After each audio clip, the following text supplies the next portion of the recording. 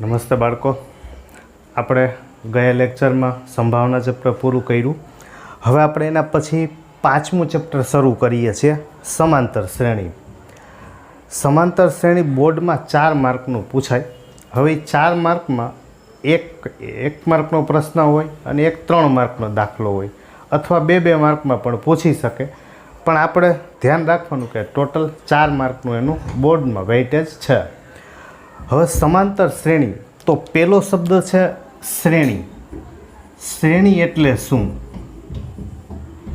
તો કે શ્રેણી એટલે કોઈ પણ સંખ્યાઓ હોય, તો ગણિતમાં આપણે સંખ્યાઓની જ વાત આવે, એટલે સંખ્યાઓની એક ચોક્કસ પ્રકારની ગોઠવણી, ચોક્કસ પ્રકારની ગોઠવણી એને શ્રેણી કહેવાય, જેને આપણે ઇંગ્લિશમાં સિરીઝ બોલતા હોઈએ. જેમ તમે જાણો છો, ક્રિકેટ હોય તો ક્રિકેટમાં ત્રિકોણીય શ્રેણી, જેને આપણે ટ્રાયેંગલ સિરીઝ બોલતા હોઈએ, મતલબ 3 ટીમ વચ્ચેનો મેચ હોય. એવી રીતે ફૂટબોલ હોય કે કોઈ પણ રમતમાં સિરીઝ ચાલતી હોય અલગ અલગ ટીમો વચ્ચે.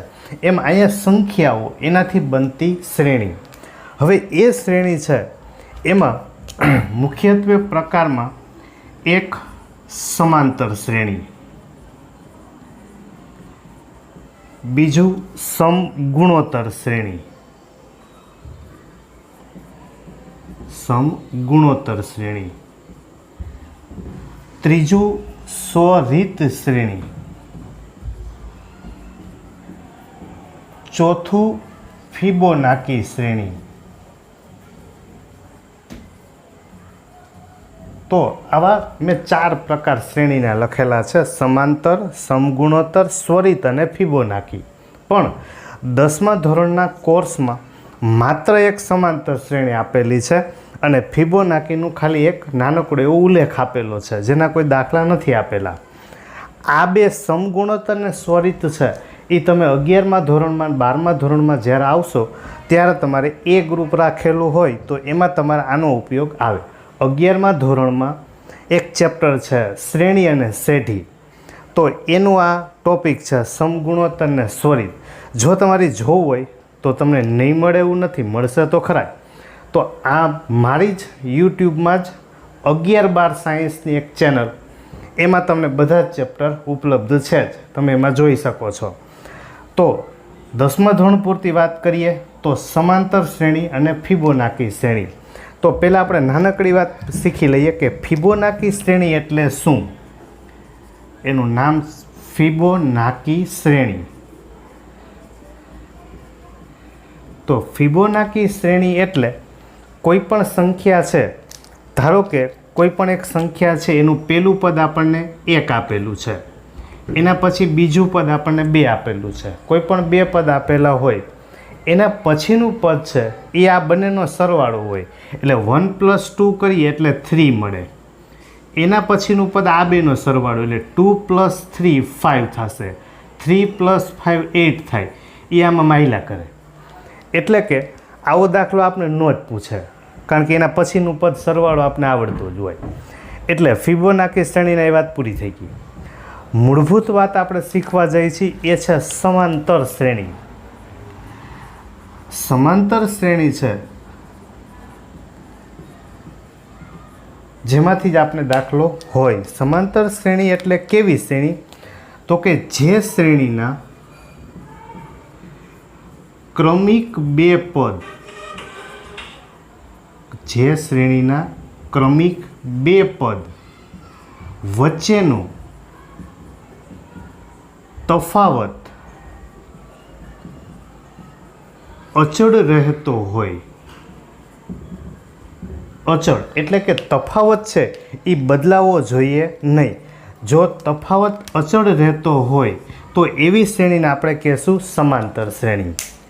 તો જે શ્રેણીના, શ્રેણી એટલે સંખ્યાઓની ગોઠવણી, પણ ક્રમિક 2 પદ, એક પછી બીજું પદ, બીજા પછી ત્રીજું પદ, એની વચ્ચેનો તફાવત એટલે કે બાદબાકી એ અચળ હોવી જોઈએ.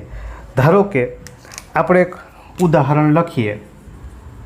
માનો કે આમ લખું 2, 4, 6, 8, 10, એટલે આ તો ચાલ્યા જ કરે.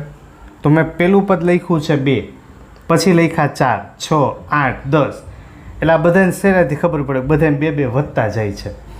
તો આપણે તફાવત એટલે બાદબાકી.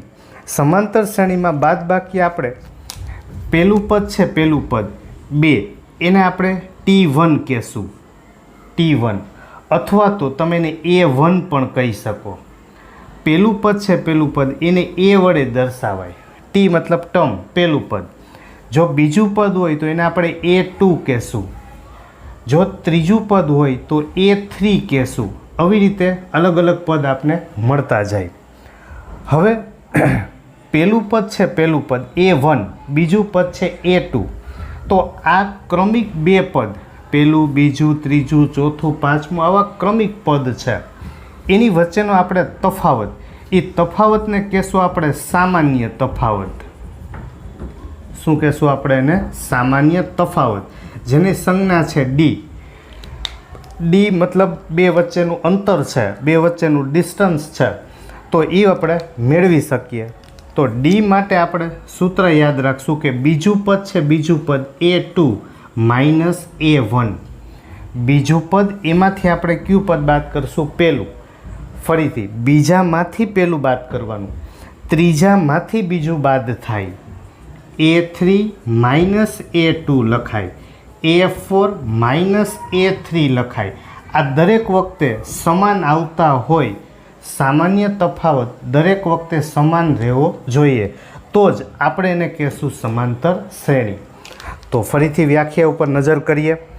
જે શ્રેણીના ક્રમિક 2 પદ, આ ક્રમિક 2 પદ વચ્ચેનો તફાવત એટલે કે બાદબાકી, 4માંથી 2 બાદ કરો 2, 6માંથી 2, 6માંથી 4 બાદ કરો 2, 8માંથી 6 ગયા 2, 10માંથી 8 ગયા 2, તો બધી વખતે તફાવત સમાન છે. તો એ સામાન્ય તફાવત એક સરખો રહીએ, અચળ રહીએ, તો એને આપણે કહેશું સમાંતર શ્રેણી. તો આ વાત થઈ સમાંતર શ્રેણી કોને કહેવાય, કયા પદ વડે દર્શાવાય. એમ આપણે શ્રેણી કોઈ પણ લખતા જઈએ. દાખલા તરીકે અહીં ઉપર લખેલું છે, એમ કરતાં કરતાં અહીંયા આપણને કોઈ પણ છેલ્લું પદ મળતું હોય. પેલું પદ છે, પેલું પદ પ્રથમ પદ, જેને આપણે A1 કહેવાય અથવા તો A કહેશું. બીજું પદ છે, બીજું પદ, જેને આપણે A2 કહેશું. ત્રીજું પદ થાય એને આપણે A3 કહેશું. એમ આપણે આગળ આગળ જતા જશું એમ સૌથી છેલ્લું પદ, સૌથી છેલ્લું એટલે કે અંતિમ પદ, સૌથી છેલ્લું અંતિમ પદ, જેને આપણે AN કહેશું. AN એટલે કે એનમું પદ. જ્યાં શ્રેણી પૂરી થાય, પહેલું, બીજું, ત્રીજું, ચોથું, એમ કરતાં કરતાં N સુધી જઈએ છીએ. તો સૌથી છેલ્લું એટલે કે અંતિમ પદ, એને આપણે દર્શાવશું AN. AN એટલે કેટલામું પદ થશે? તો કે Nમું પદ.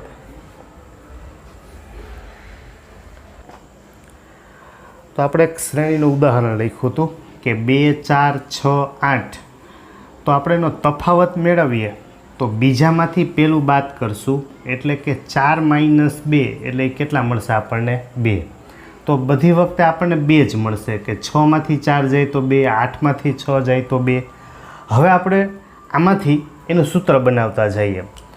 2, 4, 6, 8, પહેલું, બીજું, ત્રીજું, ચોથું, એમ કરતાં કરતાં સૌથી છેલ્લું પદ છે, છેલ્લું પદ એ કયું હોય છે? તો કે Nમું પદ. Nમું પદ કે જેને આપણે કહીએ છીએ AN.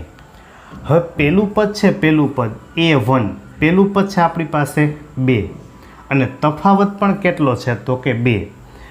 જો આ પેલું પદ, બીજું પદ એટલે કે A2, ત્રીજું પદ એટલે A3, ચોથું પદ એટલે A4. હવે જો મારે બીજું પદ મેળવવું હોય, બીજું પદ, તો 2 છે 2, એમાં હું તફાવત કેટલો હતો? તો કે 2. જો હું એક વખત +2 ઉમેરીશ એટલે મને 4 મળશે, એટલે કે 2 + 2. તો 2 છે એ પેલું પદ છે, પેલા પદને આપણે લખી શકીએ A1 કહીએ, A કહીએ, પ્લસ 2 છે એ તફાવત ઉમેર્યો છે D, તો A2 બરાબર આપણે મળશે A + D. એવી રીતે જો હું ત્રીજું પદ મેળવવા જાઉં, મારે 6 જોતા હોય, તો આ 2 છે 2, પેલું 2, એમાંથી મારે ત્રીજું પદ જોતું હોય તો મારે +4 કરવા પડે, એટલે કે આ 2 એટલે પહેલું પદ પ્લસ મારે 2 વખત તફાવત ઉમેરવો પડે. 4 છે 4 એટલે 2 ગુણાકારમાં 2, તો આ થઈ ગયું a + 2d. આ 2 છે 2 એ તફાવતના છે. અહીંયા તો કે 1 વખત તફાવત ઉમેર્યો, અહીંયા આપણે 2 વખત તફાવત ઉમેર્યો. હવે હું ચોથું પદ લખીશ. ચોથું પદ તો મારે 8 જોતા હોય તો 2 છે 2 એમાં મારે કેટલા ઉમેરવા પડે તો કે +6 કરવા પડે. તો 2 + 2 ગુણાકારમાં 3, એટલે કે આ a પ્લસ આ d તફાવત લેશો તો એ આપણને શું મળશે 3d. તો હવે આપણે જોવા જઈએ તો આમાંથી એક આપણે કેવું તારણ મળ્યું કે જો તમે પહેલું પદ લ્યો છો તો એ 2 છે, બીજું પદ તમારે લેવું હતું બીજું પદ તો આપણે 1 વખત d ઉમેર્યો, 1 વખત d. જો તમારે ત્રીજું પદ જોતું હતું ત્રીજું પદ તો તમે 2 વખત d ઉમેર્યા.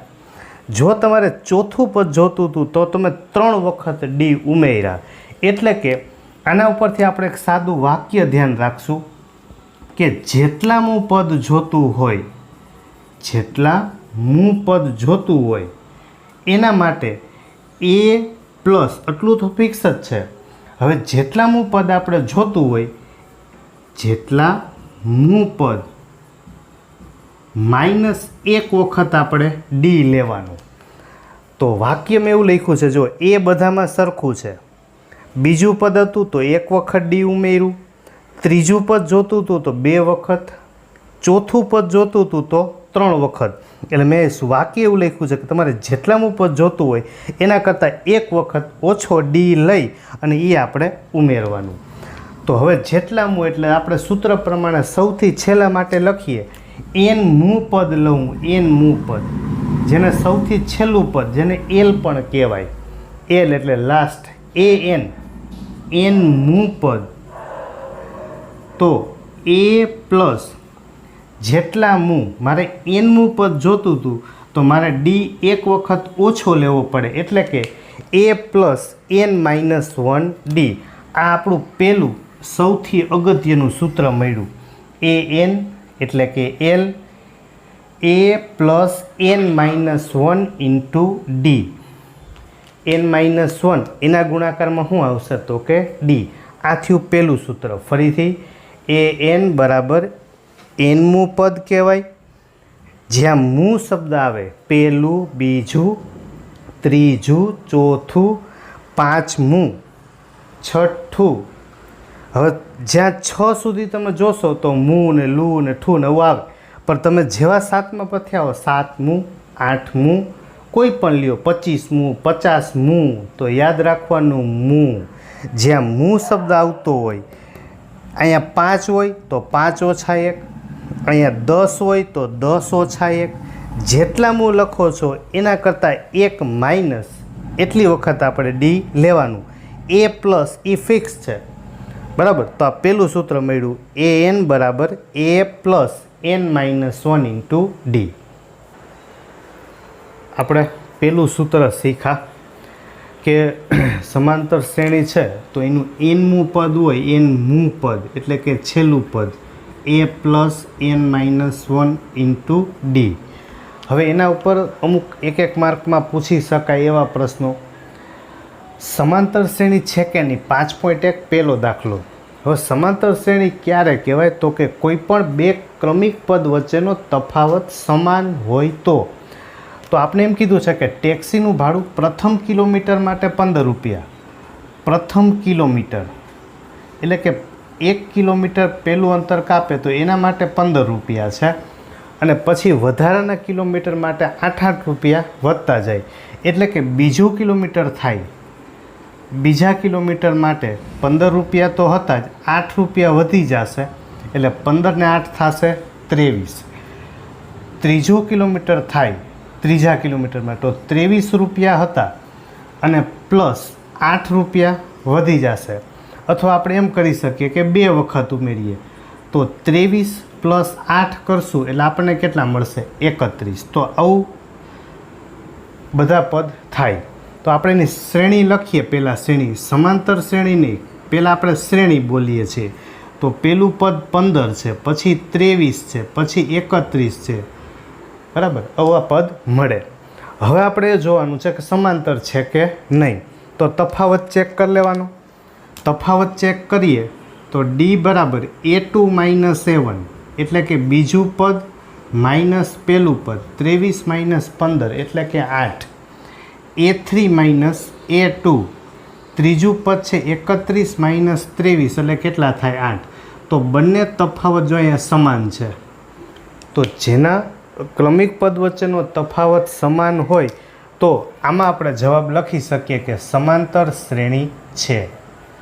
સમાંતર શ્રેણી છે એવું આપણે કહી શકીએ. બીજું, નળાકારમાં રહેલ હવાનું પ્રમાણ, એક નળાકાર છે એમાં હવા ભરેલી છે, એ હવાનું જેટલું પ્રમાણ છે એમ કે છે કે હવા કાઢવાના પંપ દ્વારા દર વખતે નળાકારની બાકી રહેલ હવાનો 1/4 ભાગ બહાર કાઢે છે. એટલે એક નળાકારમાં હવા છે, પંપ દ્વારા જેટલી હવા હોય એનો 1/4 ભાગ બહાર નીકળી જાય. એટલે એવું ઉદાહરણ આપણે લઈએ, ધારો કે આપણી પાસે 100 રૂપિયા હોય અને એમ કે 1/4 ભાગ વપરાઈ જાય, તો એનો મતલબ કે 25 રૂપિયા વપરાઈ ગયા. એમ જેટલો ભાગ છે, કેટલો છે એવું નથી કીધું, પણ જેટલું છે એમાંથી 1/4 ભાગ બહાર નીકળી જાય. તો આપણે પહેલાં આપણે ધારી લઈએ કે ધારો કે હવાનું પ્રમાણ ધારો કે x જેટલું છે. હવે એનો 1/4 ભાગ બહાર નીકળશે. એટલે પહેલાં x જેટલી હવા હતી અને એમાંથી એટલે બાદ થશે જેટલી હવા હતી એનો 1/4 ભાગ. હવે આ એક્સના છેદમાં કાંઈ ના હોય તો એક આપણે લસા લઈએ. આપણે પાયાના ગણિતમાં સૌથી પહેલાં શીખી ગયા છીએ કે લસા લેવો એટલે છેદનો ગુણાકાર, ચોકડી ગુણાકાર. છેદનો ગુણાકાર કરીએ એટલે 4 × 4, ચોકડી ગુણાકાર 4 ગુણાકારમાં x એટલે 4x, 1 ગુણાકારમાં x એટલે -x. તો આ થશે 3x છેદમાં કેટલા? 4. તો પહેલાં x જેટલી હવા હતી, 1/4 ભાગ બહાર નીકળી ગયો, આટલી હવા વધી. એના પછીનું પદ આપણે મેળવવા જઈએ તો 3x છેદમાં 4 આટલી હવા છે. હવે એ જેટલી હવા છે એનો 1/4 ભાગ એટલે એને ભાગ્યા 4, આટલી હવા બહાર નીકળી જશે. તો આ પદ આપણને કયું મળશે? તો કે 3x છેદમાં 4 માઇનસ અંશનો છેદ એ છેદમાં, તો 3x છેદમાં 4 ગુણાકારમાં 4. ખાસ ધ્યાન રાખવું કે અંશનો છેદ હોય ત્યારે ક્રોસમાં લીટી કરીને લખવું. અંશનો છેદ એ આવશે છેદમાં. તો અહીંયા છેદમાં 4 × 4 = 16 છે ને અહીંયા 4 છે. તો આપણે અંશને છેદને બેને 4 × 4 ગુણી નાખીએ એટલે કે 3x × 4 એના છેદમાં 4 ગુણાકારમાં 4 માઇનસ 3x છેદમાં 16. તો 4 × 3 = 12x. 12xમાંથી 3x જાહે એટલે 9x. 9x છેદમાં 16. આવું પદ આપણને મળશે. તો આમ જોવા જઈએ તો આપણને પદ ક્યાં મળ્યા? તો કે પહેલું પદ આપણને મળ્યું x, બીજું પદ મળ્યું 3x છેદમાં 4, એના પછી ત્રીજું પદ આપણને મળ્યું 9x છેદમાં 16. આવી રીતે મળે છે. તો હવે આપણે ચેક કરશું કે સમાંતર શ્રેણી થાય કે નહીં. તો આપણી પાસે પહેલું પદ છે,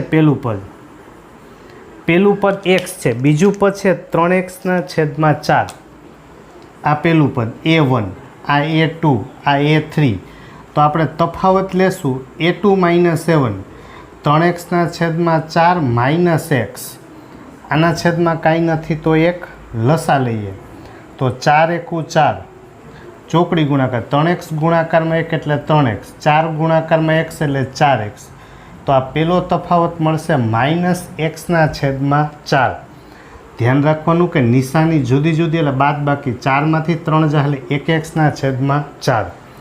હવે આપણે d બરાબર ત્રીજામાંથી બીજું બાદ કરીએ તો 9x છેદમાં 16 માઇનસ 3x છેદમાં 4. તો અહીંયા 16 છે ને છેદમાં અહીંયા 4 છે. તો બે રીતે તમે ગણી શકો, કાં છેદનો ગુણાકાર ચોકડી ગુણાકાર કરો તોય વાંધો નહીં. જો તમે છેદનો ગુણાકાર કરશો તો 16 ગુણાકારમાં 4, ચોકડી ગુણાકાર 9 4 36x માઇનસ 16 3 48x. તો 48x અને 36x બેની જુદી નિશાની એટલે બાદ બાકી. 48માંથી 36 બાદ કરશો એટલે માઇનસ 12x એના છેદમાં 16 ગુણાકારમાં 4.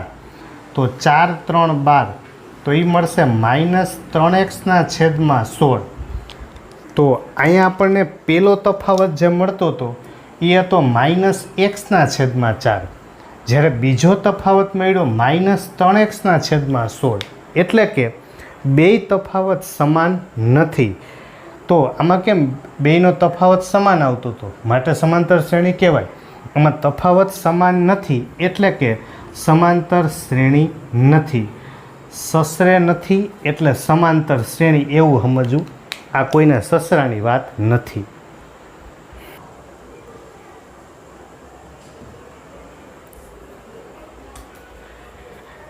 એના પછી ત્રીજો ગણીએ કે પ્રત્યેક મીટરના ખોદકામ બાદ એક કૂવો ખોદવા માટે લાગતો ખર્ચ પ્રથમ મીટરના 150 અને પછી પ્રત્યેક મીટર દીઠ 50 રૂપિયા વધતો જાય. તો જેમ હમણાં ભાડા માટેનો દાખલો હતો રિક્ષા ભાડું, એવી જ રીતે અહીંયા ખોદકામ માટે છે. તો આ તમને આવડી જાય એવો છે કે પહેલા મીટરના 150 રૂપિયા છે આ પહેલા મીટર માટે. પછી પ્રત્યેક માટે 50 રૂપિયા વધતા જાય એટલે 150 પ્લસ 50 એટલે એ થશે 200. એના પછી લેવા જઈએ તો 200 પાછા 50 રૂપિયા વધશે એટલે 250 થશે. તો આમ આપણે પદ જોવા જઈએ તો પહેલું પદ 150, બીજું પદ છે 200, પછી 250, બરાબર. આવી રીતે આપણે શ્રેણી મળે. તો આપણે જોઈ શકીએ છીએ કે બીજામાંથી તમે પહેલું પદ બાદ કરો, 200માંથી 150 બાદ કરો એટલે 50,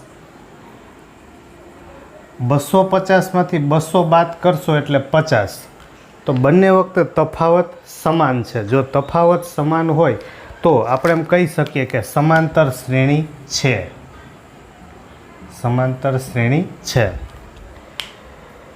એના પછી ચોથામાં એવું કીધું છે કે 8% વાર્ષિક ચક્રવૃદ્ધિ દર, 8% ચક્રવૃદ્ધિ દરથી, ચક્રવૃદ્ધિ વ્યાજથી શરૂઆતની રકમ 10,000 રૂપિયા મૂકેલ હોય. શરૂઆતમાં આપણી પાસે 10,000 રૂપિયા છે તો દર વર્ષે ખાતામાં જમા થતી રકમ, દર વર્ષે ખાતામાં જમા થતી રકમ એવું આપણે જોવું છે. તો અહીંયા ચક્રવૃદ્ધિ વ્યાજ છે. તો ચક્રવૃદ્ધિ વ્યાજ એટલે આપણે જાણીએ છીએ કે વ્યાજનું વ્યાજ. તો આપણે બે રીતે ગણી શકીએ, સાદું વ્યાજ લઈ અને પછી એમાંથી વ્યાજનું વ્યાજ ગણીએ, અથવા ડાયરેક્ટ આપણે ચક્રવૃદ્ધિ વ્યાજનું સૂત્ર મૂકી શકીએ. જો આપણે સાદા વ્યાજથી ગણવા જઈએ તો વ્યાજનું સૂત્ર આપણી પાસે છે કે I બરાબર PRN છેદમાં 100. તો P એટલે રૂપિયા, રૂપિયા આપણી પાસે છે 10,000, R એટલે વ્યાજનો દર 8, N એટલે પહેલું વર્ષ એના છેદમાં 100, બરાબર.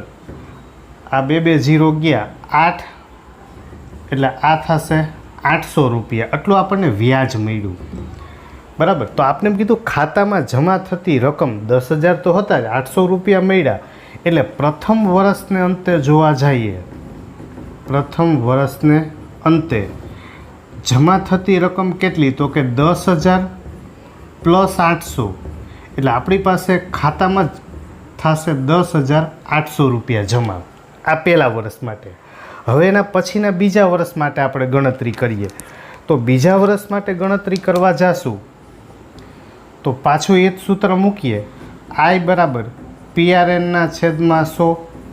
તો P એટલે રૂપિયા, હવે આપણી પાસે ખાતામાં રૂપિયા છે 10,800, R બરાબર 8, N બરાબર 1 એના છેદમાં 100. તો ફરી પાછા બે 0 ગયા, તો 108 એના ગુણાકારમાં 8, 100 ગુણાકારમાં 8 કરશો એટલે 800, 8 8 64 એટલે આ થશે 864 રૂપિયા. આટલું વ્યાજ મળ્યું. તો બીજા વર્ષને અંતે ખાતામાં જમા થતી રકમ કેટલી? તો કે આપણી પાસે 10,800 રૂપિયા તો હતા જ, અને પ્લસ 864 રૂપિયા વ્યાજ મળ્યું. તો આનો આપણે સરવાળો કરીએ તો 0 + 4 એટલે 4, 0 + 6 કરો એટલે 6, 8 ને 8 16, વધી પડી 1 એટલે આ થશે કેટલા? 11,664 રૂપિયા આવું મળ્યું. બરાબર. તો આમાં આપણે જોવા જઈએ તો પહેલાં આપણી પાસે કેટલા હતા? તો કે 10,000 પહેલું પદ. આમાં આપણને કીધું છે ખાતામાં જમા થતી રકમ, તો 10,800, પછી થયા 11,664. તો જો આપણે તફાવત મેળવીએ ડી બરાબર A2 - A1 કરીએ તો 10,800 માઇનસ 10,000 તો કેટલા રૂપિયા થાય? તો કે 800 રૂપિયા. જો આપણે તફાવત A3 - A2 કરીએ તો ત્રીજું પદ છે 11,664, એમાંથી બીજું પદ 10,800 રૂપિયા આપણે બાદ કરીએ તો 4 - 0 એટલે આ 4, 6માંથી 0 ગયા એટલે 6, અહીંયા થશે ત્રીજો આંકડા પ્રમાણે જોવા જાવ તો 16, 16માંથી 8 ગયા એટલે કેટલા વધશે? 8. બરાબર. તો એ વધશે કેટલા રૂપિયા? તો કે 864 રૂપિયા. હવે તો કે પહેલો તફાવત છે 800 રૂપિયા, બીજો તફાવત કેટલો મળ્યો? તો કે 864 રૂપિયા. તો આમાં જોઈ શકાય કે બે તફાવત સમાન નથી. જો તફાવત સમાન નથી બંને, તો આપણે એવું કહી શકીએ કે સમાંતર શ્રેણી નથી.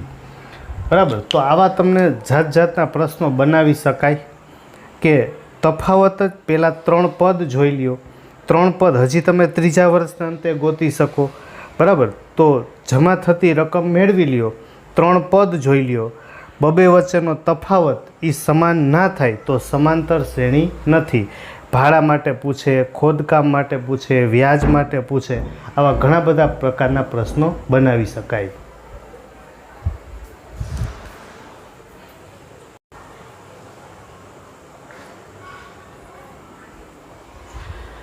દાખલા નંબર 2માં એમ કીધું છે કે પ્રથમ 4 પદ લખો. હવે પહેલાં 4 પદ કીધા છે, એ અને ડી આપણને આપેલા છે. આમાં 5 દાખલા છે, એકાદો આપણે ગણી જોઈએ. તો પહેલાં 4 પદ લખવાના છે. તો પહેલું પદ તો આપણને આપેલું જ છે એ અથવા A1.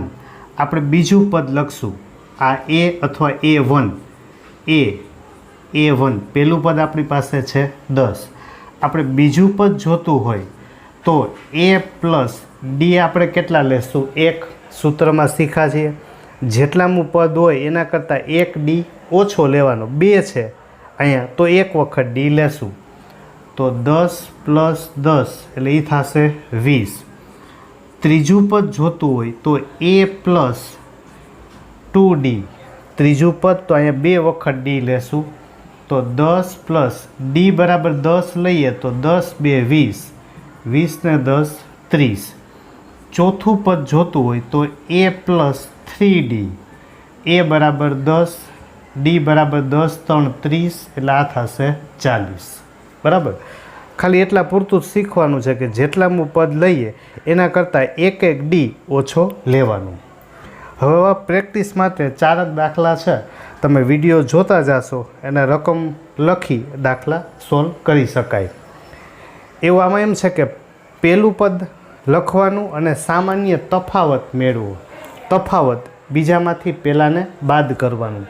તો એ પણ બહુ સહેલા પ્રશ્નો છે કે પહેલું પદ છે, પહેલું પદ A1 કહીએ અથવા A કહીએ, એ આપણી પાસે છે 3. તફાવત લખવો છે D, તો D બરાબર A2 - A1. A2 એટલે બીજું પદ, બીજું પદ છે આપણી પાસે 1, પહેલું પદ છે 3, તો 1 - 3 એટલે એ થશે -2. એટલું જ કામ છે કે બીજામાંથી પહેલાંને બાદ કરવાનું છે. જો અહીંયા પહેલું પદ તો -5 છે જ. જો આપણે આમાં D મેળવવા જઈએ તો બીજું પદ છે -1, એમાંથી આપણે પહેલું પદ છે -5, એને આપણે બાદ કરશું.